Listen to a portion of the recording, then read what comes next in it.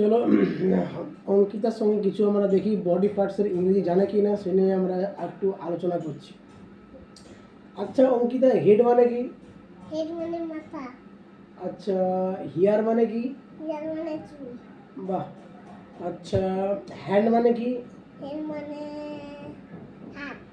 আচ্ছা, তারপরে বলো লেগ মানে কি? লেগ মানে পা। বাহ বাহ বাহ। তারপরে বলো নোজ মানে কি? নোজ মানে নাক। বাহ। তারপরে বলো টুথ মানে কি? টুথ মানে দাঁত। বাহ।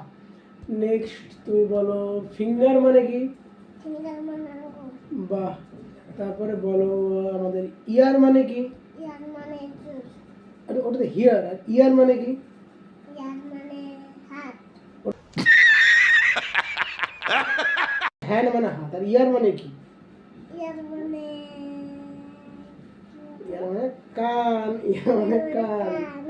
আচ্ছা, নেক্সট বল আচ্ছা ড্রেস মানে কি? ড্রেস মানে কি?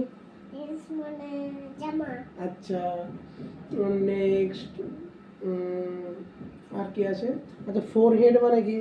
ফোরহেড মানে কপাল। ফোরহেড মানে কপাল। দেন আচ্ছা বলো ডল মানে কি? তো ডলটা কোথায় গেল? স্যার ডল মানে কি? ডল মানে পুতুল। পুতুল, ঠিক।